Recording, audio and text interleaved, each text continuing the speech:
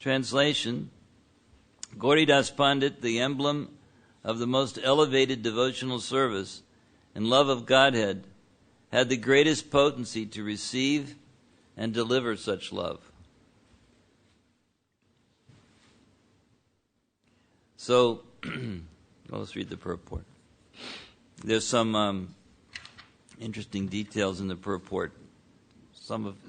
Sometimes when we read these strings of descriptions of different personalities, we think, well, what's the point of reading all these names, list of names?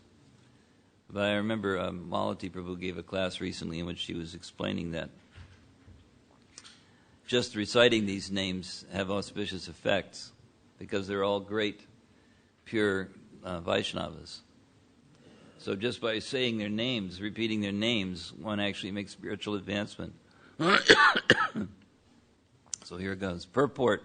It is said that Gauridas Pandit was always patronized by King Krishnadas, the son of Harihoda. Gauridas Pandit lived in the village of Shaligram, which is situated a few miles from the railway station Mudaghacha, and later he came to reside in Ambika Kalana.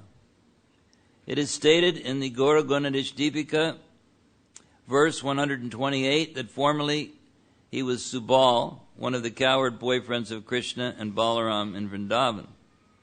Gauridas Pandit was the younger brother of Suryadas Sarakela, and with the permission of his older brother, he shifted his residence to the bank of the Ganges, living there in the town known as Ambika Kalana. Some of the names of the descendants of Gauridas Pandit are as follows: Shri Nishringha Chaitanya, Krishnadas, Vishnudas, Bhadra Balaram Das, Govinda, Raghunath, Badhu Gangadas, Auliya Gangaram, Yadavacharya, Hriday Chaitanya, Chanda Haladhara, Mahesh Pandit, Mukuta Roy, Bhathuya Gangaram, Auliya Chaitanya, Kaliya Krishnadas, Pathuya Gopal, Bhadra Jagannath, Nityananda, Bhavi, Jagadish, Raya Krishnadas, and it says 22 and a half, Annapurna. Not sure. I guess they were together, Raya Krishnadas and Annapurna. The eldest son of Gauridas Pandit was known as Big Balaram, and the youngest was known as Raghunath. The sons of Raghunath were Mahesh Pandit and Govinda.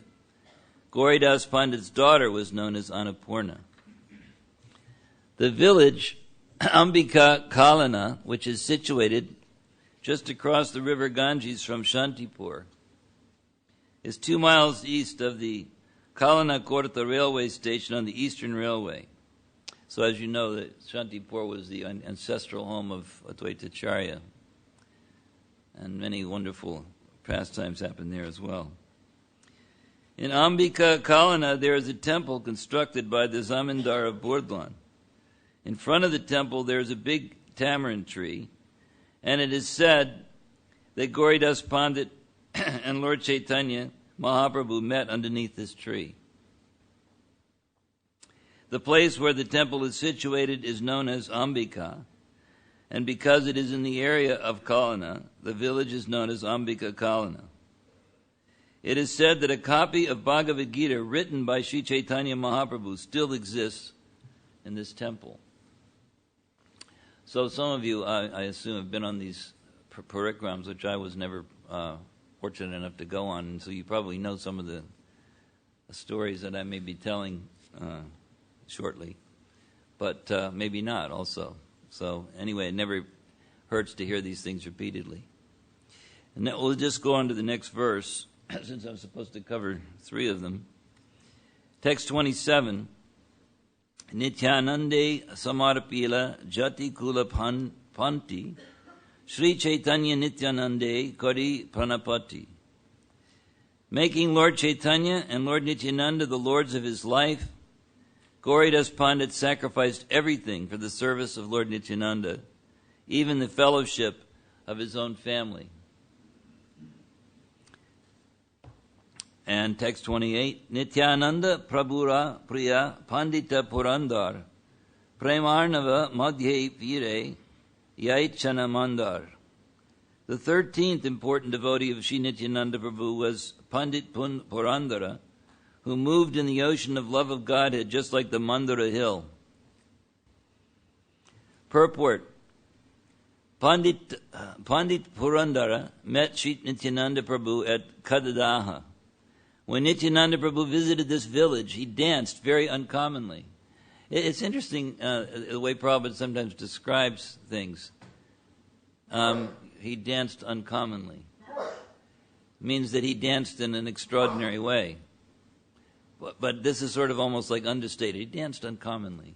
It's very polite. It's almost like it's a little bit English, actually, isn't it? Understatement. I mean, if we were to see Lord Nityananda dance, we wouldn't think it was just that it was uncommon. We would have much, more powerful sounding adjectives, perhaps. Otherwise, we'd just be speechless. But it says he danced very uncommonly, and his dancing captivated Purandara Pandit. The Pandit was in the top of a tree. So, you don't usually think of Pandits, sitting around on the tops of trees. But these are not ordinary personalities. I think the thing is, when we read Chaitanya Charitamrita, we have to become aware that these are all they're superhuman personalities. I mean, they're also, regular people in one sense. They had human forms anyway. But their activities are always extraordinary. So here a Pandit, a great scholar, is sitting on the top of a tree and watching Lord Nityananda dance in this ecstatic way. And then it says, upon seeing the dancing of Nityananda, he jumped down on the ground, proclaiming himself to be Angada, one of the devotees in the camp of Hanuman during the pastimes of Lord Ramachandra. Angada was one of the most powerful of the monkey warriors that assisted Lord Rama in his pastimes. And he was quite a powerful being, fighter, full of ecstasy and servitude, sentiment of servitude. So these are some of the personalities mentioned here. Going back to the 26th verse first, it talks that he describes Gauridas Pandit, because you don't find many other descriptions of Gauridas Pandit in Chaitanya Charitamrita. But here it describes him as the emblem of the most elevated devotional service in love of Godhead. So later I'll be reading some descriptions. But this good devotee, Gauridas Pandit, became, after meeting Lord Chaitanya, describes here that he met him under a tamarind tree. And he also received a copy of the Bhagavad Gita that was personally written, it says here, by Lord Chaitanya himself.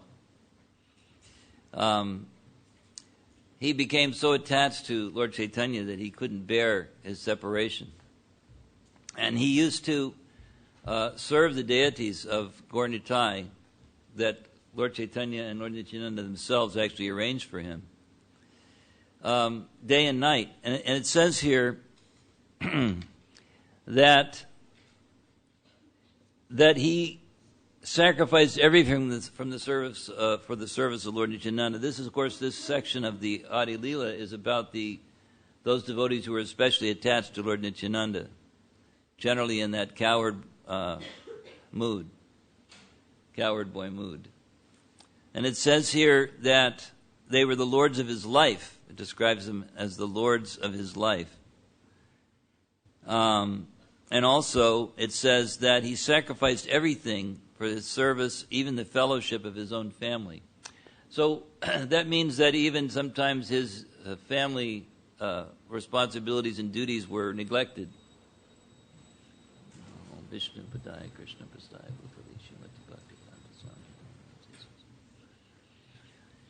So maybe we could take a moment to sympathize with his family. I know that sounds strange, but if you think about it, that the fellowship of his family, it says, was neglected. which means that he was so absorbed in his service to the deities of Gaur-Nitai. He's described as constantly cooking very elaborate, super elaborate offerings. And he was praying constantly that he wanted the lords to be decorated with beautiful jewels and so forth. And, of course, he didn't have any money. But then the Lord, seeing his sincere desire, he would actually manifest those jewels. And then he would question the Lord, where did you get these jewels? Like that. They had a very familiar relationship.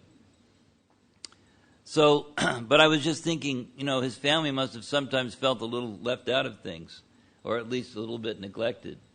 He was so absorbed in his service that you give the feeling that he didn't really pay that much attention to them.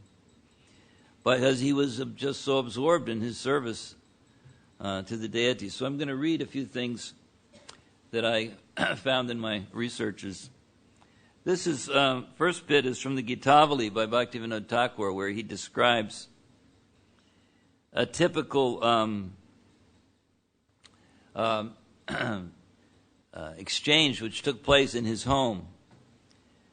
It says, Sri Chaitanya Nityananda, Sri Vasadi Bhakta Vrinda, Goridasa Pandityar Ghore, Luchi Chini Kir Sar Mitai Payas Ar, Pita Pana Ashvadhan Kore. O brothers, Lord Chaitanya, Lord Nityananda, and their devotees headed by Srivas Thakur relish different varieties of prasad at the home of Gauridas Pandit. They take puris made with white flour and sugar, kheer, solid cream, sweets, sweet rice, and a kind of cake and condensed milk preparation. It seemed like it was heavy on the sweet side.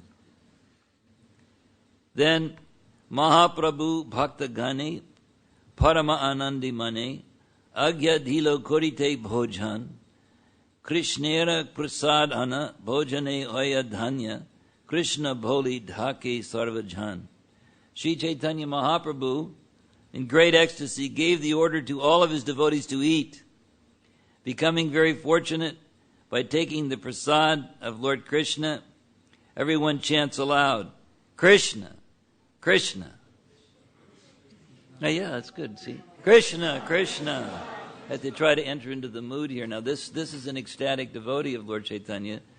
And so we can try to understand it. It probably won't be able to, but still try to enter into this mood. Here are some descriptions from various, from Bhakti Ratnakar and various other scriptures about Gauridas Pandit. So, it describes that his temple is located in this place, Ambika Kalana. And it says that old copy of Bhagavad Gita is still on palm leaves. Now, the story is that it was actually personally written by Lord Chaitanya himself on palm leaves. But there's also something else which is a little unusual. That's an oar from a boat. And the explanation is that one day, it says the two lords, Chaitanya and Nityananda, came to Kalna from Shantipur by boat, paddling it themselves. Lord Chaitanya kept the oar in his hand. And when he entered Gauridas' house, he gave it to him, saying, with this, you should cross over the ocean of material existence, taking all the living entities with you. So that's a fairly esoteric instruction. You hand somebody the oar of a boat and tell them to cross the ocean of material existence.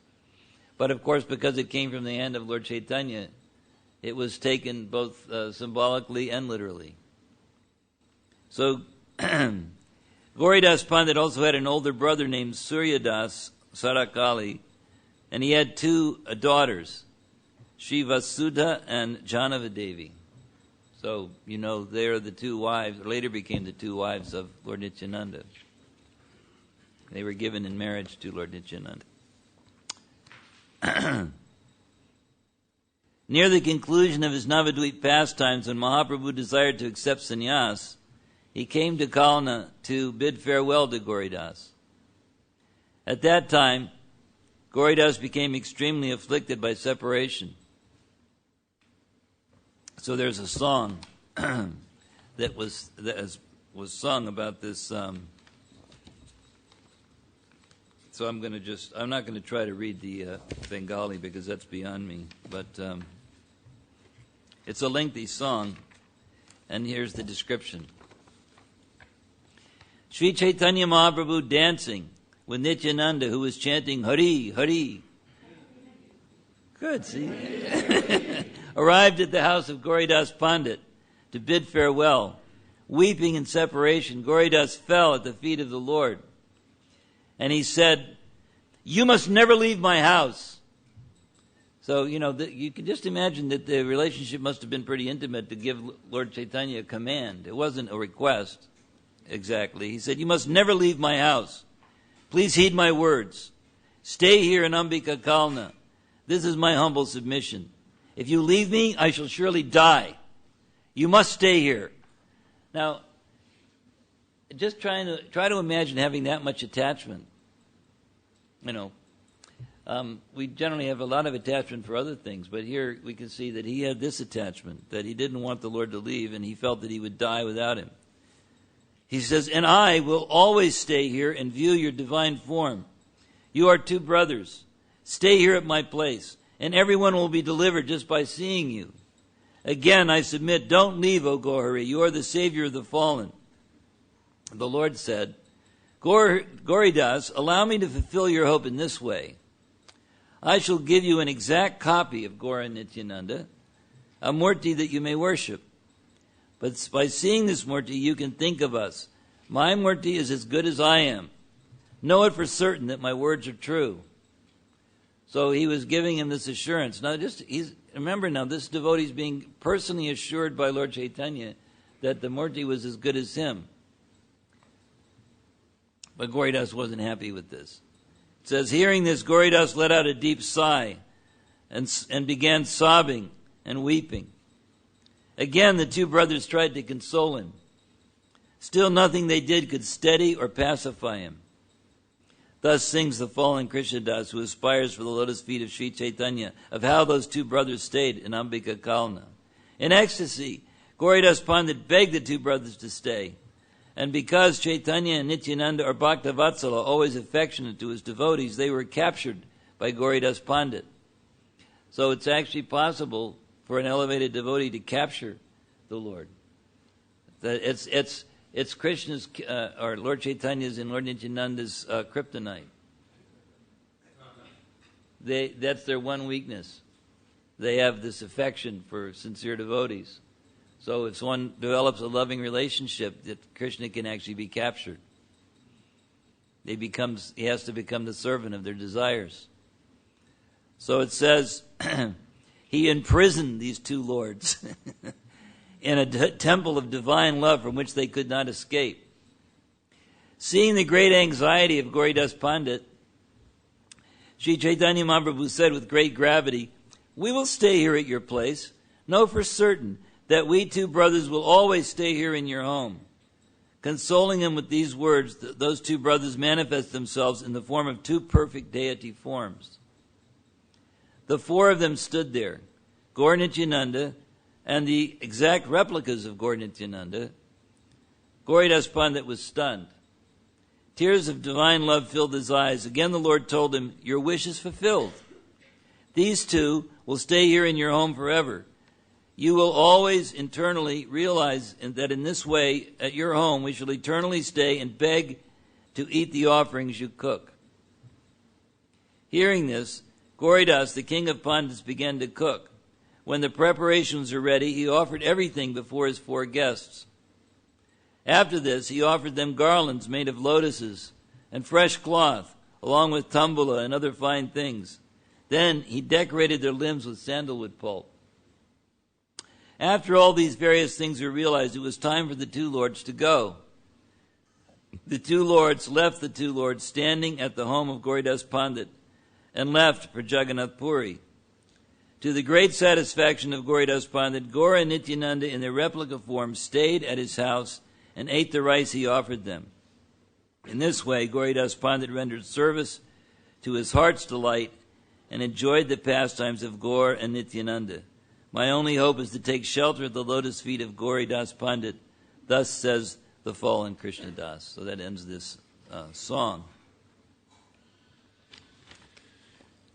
So it says one day, just to increase the divine love of Gauridas Pandit, the Murtis of Sri Gaura Nityananda decided to revive in Gauridas Pandit the Vrindavan conception. At that time they smiled sweetly and said, "Oh, Gauridas, you were formerly Subal, don't you remember? Together we used to have many pastimes on the banks of the Jamuna in Vrindavan." While acting in this way, Sri Gaura Nityananda caused Gauridas to conceive of them in the forms of Krishna and Balaram. In this way they appeared in the dress of cowherd boys with a stick for driving cows in their hands. Krishna held the flute in his hands and a peacock feather in his hair. Their necks were decorated with garlands of forest flowers. Their lotus feet were ornamented with anklets. In this way they brought Gauridas into the mood of his previous conception. In this mood they revealed different pastimes to Gauridas Pandit for some time, and after this it was the Lord's wish that Gauridas be returned to external consciousness. At that time Krishna and Balaram returned to the altar in their forms of Gaura and Nityananda. Every day Gauridas Pandit used to prepare various wonderful edibles for the pleasure of his deities and offer it to Gaura and Nityananda. He was always engaged in serving them. He was so absorbed in service that he was completely unaware of the pleasures and pains of his own body. So, we know there's 9 processes of devotional service, the 9 angas or the 9 limbs of bhakti. Shravanam, Kirtanam, Vishnu, Shmaranam, Padasevanam, Archanam.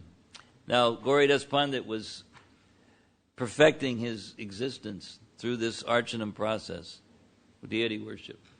Just as we see the deities here so beautifully cared for and decorated and dressed and fed, so also he was doing this, but all on his own, practically. Said he was so absorbed in service that he was completely unaware of the pleasures and pains of his own body. So this is a very elevated state. And especially as one grows older, everything gets harder. I have practical experience. I just turned 70 recently, so now I'm feeling some of these aches and pains and, various deficiencies. So, mental, physical, practically spiritual, everything. So, so he says here that he was unaware of it. It says gradually he approached old age and became feeble and infirm. In this way, although it was difficult for him to do, he did not cease working hard to cook for his deities. One day, seeing his hard labor at cooking, Gaura Nityananda externally appeared very angry and refused to eat. So the Lord was trying to dissuade him from so much activity and so much endeavor. So they refused to eat.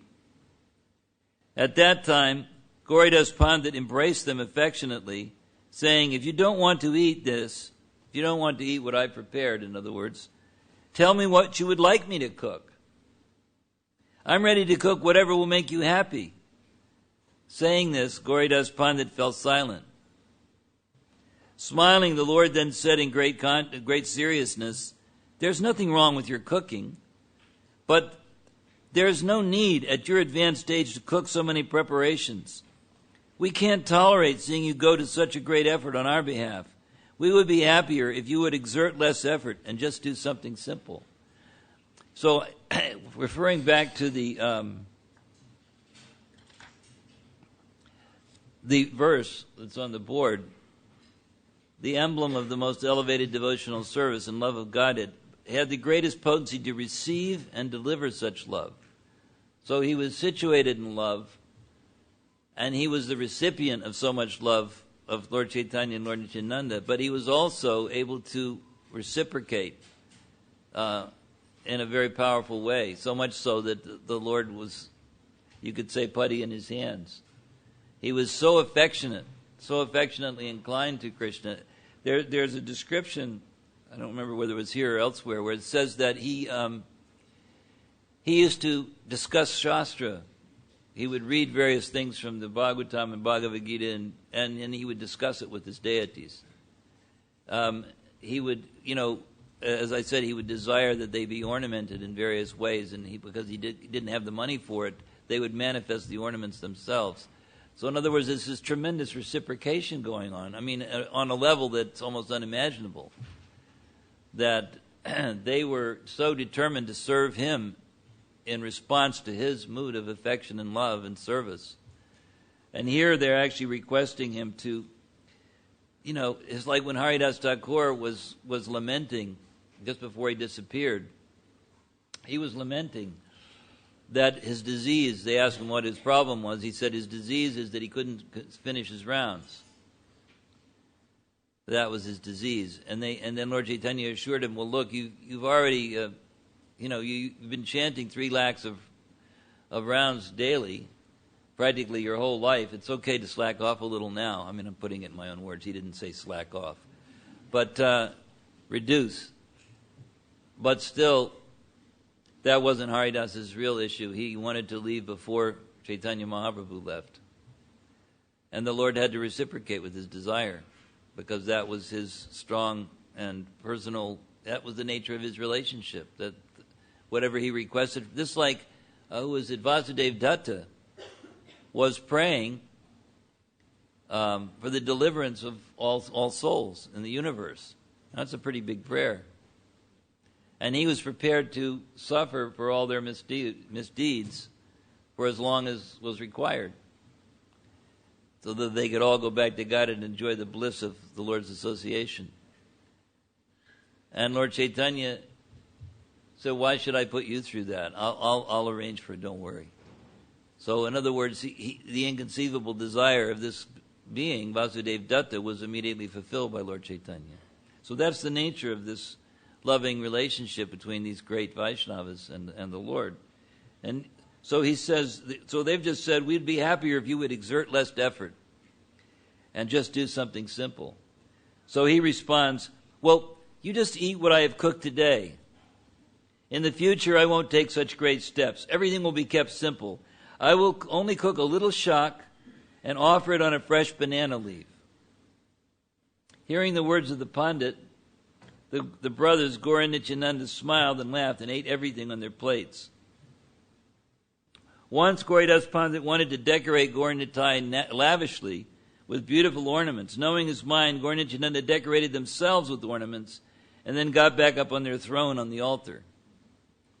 When the Pandit entered the temple, he was speechless with delight. He thought, where did they get these ornaments? In this way, Gaura and Nityananda were involved in many different kinds of pastimes in the home of Gauridas Pandit. His dearmost disciple was Sri Hridaya Chaitanya. Anybody know who Hridaya Chaitanya was the guru of? Huh? Shamananda, yeah. Who said that? Oh, that's very good. So, once around the time of the appearance day of Sri Gauranga, Gauridas went to the house of one of his disciples. At that time, he entrusted the service of Sri Gaura and Nityananda in the care of Hridaya Chaitanya. I think Hridaya Chaitanya at this point was just known as Chaitanya Das. And there's a reason for it. In great ecstasy, he rendered that service to those deities. The festival of Chaitanya Mahaprabhu's appearance day drew near. When only 3 days remained before the big festival that was to take place, Gauridas Pandit had still not returned. Chaitanya Das became very worried. Acting on his own, he arranged to send a written message to the different devotees and disciples, inviting them to the festival that would soon be held. Just at that time, Gauridas Pandit arrived at his ashram. Chaitanya Das told his guru about how he had sent out invitations of his own, worried that Gauridas Pandit would not return in time to do so. Although Gauridas Pandit was internally very happy, externally he showed himself to be very angry with Chaitanya Das's acting independently. So this is another interesting aspect of devotional service, that sometimes in the dealings with guru and disciple, for some internal purpose, the guru may express anger when he's actually internally pleased by something. And it's a mystery always to the disciple. And we've often seen that Prabhupada would sometimes chastise someone and within a short time be joking with them. So one has to accept whatever dealing is offered by the spiritual master. And understand that it's for our personal welfare. So that's the mood of these great devotees. So he scolded him. Now, see, that's a mild word. If you've ever been chastised by a great personality, it doesn't feel like scolding. I have I have this friend, a very eccentric devotee in the movement called Vishal, and this is a little off the topic, but it's just sort of an illustration. So I don't remember which country they were trying to go into, but anyway, Shyam Sundar Prabhupada's servant had lost this yellow card that details all the different injections and stuff that you have to go to different countries. And he'd somehow misplaced it or forgot to bring it or lost it. Something had happened. And he was desperately trying to convince these officials to let Prabhupada into the country. And there was a whole hullabaloo going on. And Vishal was traveling with Prabhupada's party at that time. So he sat down next to Prabhupada. And he imitated the way he spoke to Prabhupada. He said he spoke in a pathetic way. He said, "Prabhupada, is there anything I can do?" So Prabhupada looked at him and said, "Do? What can you do?" He said, "You speak nonsense." So Vishal said that he felt as though 10,000 volts of electricity just went through him. It didn't feel like scolding. It felt like death or something. So he wandered off, and for days afterwards he wouldn't go near Prabhupada because he was scared. So one day Prabhupada sent for him and was laughing and said, "Where have you been?" And Vishal said, "I thought you were angry with me." And Prabhupada just laughed some more. So who can understand these things? Anyway, so this is Gauridas' scolding. He said, "In my presence you are acting independently, sending invitations here and there as you please, and summoning my disciples at your will. This cannot go on. You cannot stay here." Hearing this, Chaitanya Das fell at the feet of his guru and offered his pranams. He went to stay under a tree on the banks of the Ganges. A short time later, a rich merchant came by on a boat and gave a large donation to Chaitanya Das, saying, "Give this to your guru, Gauridas Pandit." After this, he went to Gauridas and gave him the donation. Chaitanya Das was told by his guru to hold a big festival on the banks of the Ganges. Taking the order of his guru on his head, he began a big festival on the banks of the Ganges. Gradually, all the Vaishnavas in the surrounding areas began to assemble there. Taking those great souls with him, Chaitanya Das began a wonderful and super excellent performance of dancing and chanting the holy name. In the midst of this kirtan, Gaura and Nityananda themselves appeared, singing and dancing. Chaitanya Das saw it with his own eyes. In this way, Gauridas Pandit arranged for a great festival to be held. When the Pujari back at the temple, Big Ganga Das Pandit, now this is one of the sons of Gauridas Pandit, and he was some reason he was called Big Ganga Das, entered the temple and saw that Gaura and Nityananda were not on the Singhasana, the deity throne on the altar. He went immediately to Gauridas Pandit to report this incident. The Pujari could understand that to increase the prema of Chaitanya Das, Gaura and Nityananda had gone off and joined the kirtan. Seeing the amazement of the Pujari, Gauridas Pandit smiled sweetly. But it's kind of one of these smiles like a little dangerous. You know, sometimes when people smile, you know you're in danger. It was one of those smiles like... Then, to stop the two brothers from getting away, he took a club in his hand and went off to the banks of the Ganges to the place where Gaura and Nityananda had joined in the great kirtan that was going on there. He was going to threaten Gaura and Nitai. He soon arrived at the bank because they promised not to leave, if you remember. And here he felt that it was some sort of transcendental betrayal. He could see the two brothers dancing in ecstasy. But when the two brothers, Gaura and Nityananda, saw the angry mood of Gauridas Pandit, they became invisible. So, these are amazing stories and amazing dealings. Sri Gauridas Pandit could see that Gaur and Nityananda had entered into the temple of Hridaya Chaitanya's heart.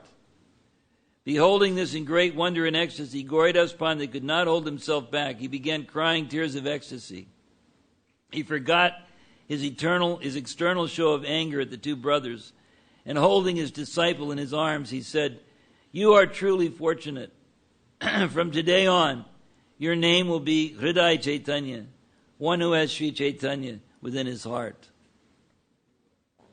He drenched Hridaya Chaitanya Prabhu with his tears. In great humility and overwhelmed, Sri Hridaya Chaitanya fell at the feet of Sri Gauridas Pandit.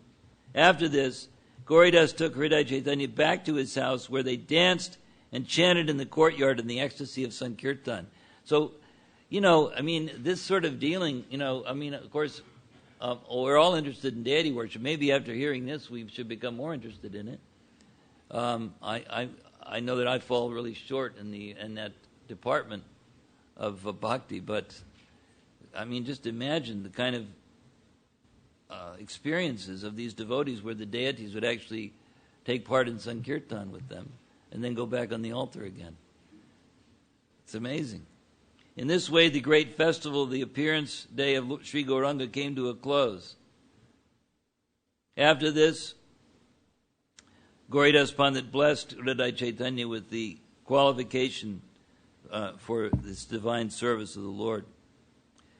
So on the Shukla Ekadasi, in the month of Shravan, Sri Gauridas Pandit passed away from the earth and entered into the pastimes of Lord Chaitanya and Lord Nityananda. So as you know, he was, we mentioned earlier, that he was Subal.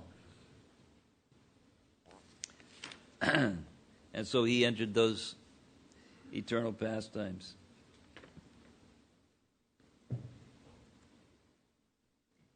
So that's all I have for you. So this hopefully will be an inspiration for this important limb of bhakti, of archana, of worship of the deity form of the Lord. Lord Chaitanya gave personal assurance, and not just Lord Chaitanya gives this assurance, but it's throughout the Shastra. We know in Padma Purana and so many places, the Bhagavatam, how the deity form of the Lord is none different than the Lord. But as far as realization of this, we may be lacking. So, but it's still such an important aspect of devotional service, especially for householders. This is a way to develop an attitude of service, of affectionate service to the Lord through this archana process. So I'll stop there. Questions?